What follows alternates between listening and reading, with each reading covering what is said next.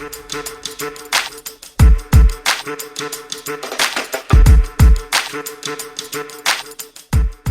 right, guys, let's see if we can change more minds tonight. What's up next on the low for us, Mia? Well, tonight we're going to talk about Prop 22, the gig worker exemption for Uber and Lyft, which has recently been ruled as unconstitutional. It exempted gig work companies like Uber and Lyft from treating drivers as employees, and it was ruled on Friday as unconstitutional. The measure was voted on. 59% of the states supported it last fall, and it illegally limits the powers of a future legislation to define app-based drivers as workers, subject to compensation law, according to Alameda County Superior Court Frank Roesch. He's a judge. And he found that Section 7451 of the measure is unconstitutional as it defines unrelated legislation as amendments to the measure, making the entire measure unenforceable. And any future laws related to collective bargaining for app drivers must comply with the rest of Prop 22, which is a violation of the ballot measure that says that they have to focus on a single subject. Mm-hmm. So that part I can get. Like, they overcrowded the legislation. Voters weren't voting just on that one thing. Right. And so they weren't really getting to vote on the law they thought they were. Well, it's crazy. They require 7/8 votes to approve any amendments in state legislature, which was ruled unconstitutional as well. So that's a big number. 7/8 of anything is pretty much everybody. He's quoted here. It says, it appears to protect the economic interests of the network companies in having a divided, ununionized workforce, which is not a stated goal of the legislation.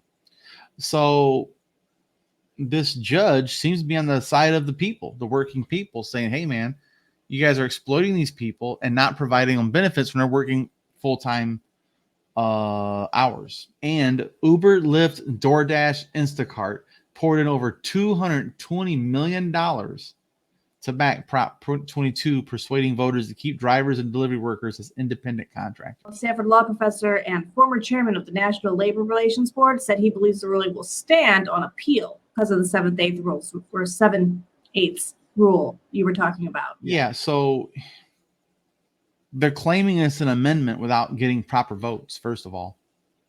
The 7/8 rule. Oh, the same person, William Gould, the law professor, says, I believe that it was special interests initiative promoted by the very moneyed interests whose power that the whole system was designed to limit. So I like the fact that this guy is just calling it as it is. These people are spending money to save money. And I can't remember how many millions they said. I saw this in a different article about how much they would have had to pay in 2019 and 2020 if this law was in effect. We had to provide them with paid time off, not paid time off, healthcare and unemployment insurance. So during COVID, they had actually been compensated properly. So I know plenty of people that during, like Tom down in Florida, he's a real estate guy. And when real estate took a huge dump during the lockdowns, he became an Uber driver at night. And then even that became locked down because they shut down everything. Then he couldn't do anything, which would mean, but he's unemployed. He should be able to draw unemployment, but he couldn't because he's a real estate person. So he's self-employed, but yet he works for Uber full time, like more than full time when that was low. So I don't know, man. This is why we need a UBI. The employers broke the social contract. And it comes down to is they're trying to make it specific to app employment. Well, then you can legislate that too. Say, listen, just because your employer is on an app, it's no different than Twitter. Is Twitter not under these same rules? Is it just people that drive vehicles? So Twitter is an online business. It is an app. Facebook, should they have to provide people compensation? Yes. So should Twitter? Yes. Instagram? Yes. So should Instacart. So should Uber Eats. And I think that's how this is kind of such a murky topic where they're like, well, because it's a drivers on apps. and that's 100% special interest. Oh yeah, These companies $220 million worth of special interest. $220 million, saving them billions. And that's the problem in this country. Sharice in here says, also at the same time, governors are cutting off unemployment insurances. And you can see the unemployment insurance has dropped, and then the employment has went up slightly. People ain't gonna go back to work for shit. They're just like, I'd rather just be miserable and not go to work. I can be miserable without working. Yeah, I was reading an article that said that they were not seeing a significant rise in employment in states that ended unemployment insurance early anyways. Right. Like, it's not a statistical bump. It's not pushing people back to work because deprive them of food and livelihood. Yeah, actually, I'll show you guys this tweet that we're talking about. Whoopsie. Where it kind of shows this little chart. So it's called the peoplespolicyproject.org. So it shows the difference in dollars and unemployment versus spending levels. So we have unemployment, and then there's $14 an hour. It kind of breaks even. Then bam, unemployment benefits go down by $274. Spending goes down by $145. And this means just a little bump right here. Just, okay, people got some jobs, but that's it, man. It's been what, 1-2 months of recovery. So it just shows you that their intended purpose is to incentivize people to go back to work. Take away their money and they'll have to go back to work. And people are like, fuck you. Ultimately. No, we don't have to go back to work. You weren't paying us enough to live on, so going back to work isn't helping us. Bye. And that reminds me, Blair Walsingham shared a tweet earlier. Let me look this up. So Blair shared a tweet earlier also about her experience as an unemployed mother of 3 children. So she was offered a job, $18 an hour. The child care would cost $12 an hour, discounted rate for 2 kids. The gas would cost her $19 a day. She would make, a negative $13 a day. She'd make less money by going to work for $18 an hour because childcare costs are so high. There are so many disincentives involved in the entire system.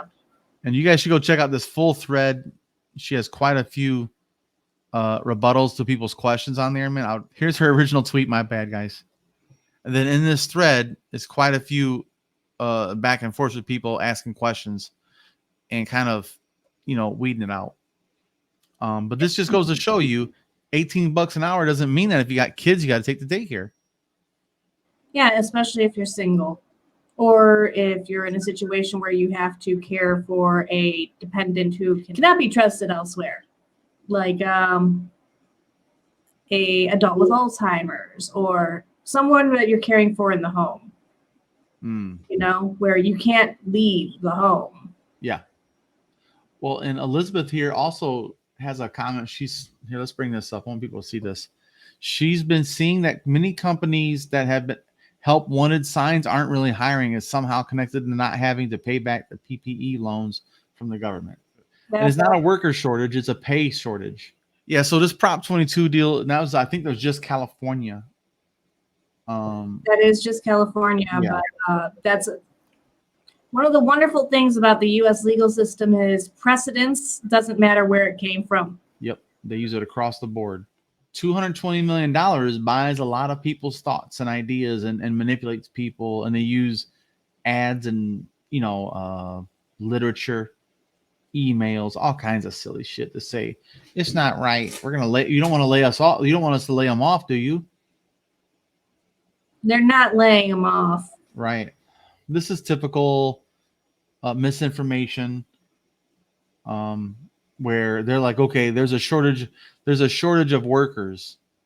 No, because we talked about this before. There's an ice cream shop in blah blah blah, New Jersey or whatever it was, and they had like 3 job openings, and they said, okay, it's $10 an hour. Nobody wanted it. They said $15 an hour. They had over 100 applicants. Just like that. People want to be able to eat. Yes. Like it's insane, I know, but like humans. You gotta make it worth your time. Yep. And if those needs aren't being met, they're not going to do your bidding. Yeah. How hard is it to figure out? Well, again, governors are trying to starve people into submission. And Fuck. it's not working. that. It's not working. No. How bad does it have to be for people to be willing to be like, yeah, okay, I'll just keep starving then. Bye. Yeah. How bad is it if that's the case? Yep. But yeah, guys, let us know what you think about that in the comments section. We have 4 companies that are the big names lobbying with over $220 million to manipulate the system to save them billions. That sounds like bullshit. So yeah, let us know what you guys think about that in the comments section. And of course, while you're here, get a video like, hit subscribe, ring notification bells to get alerts for upcoming videos like this. And thanks for joining us. We'll see you guys next time. And like always, go read a book.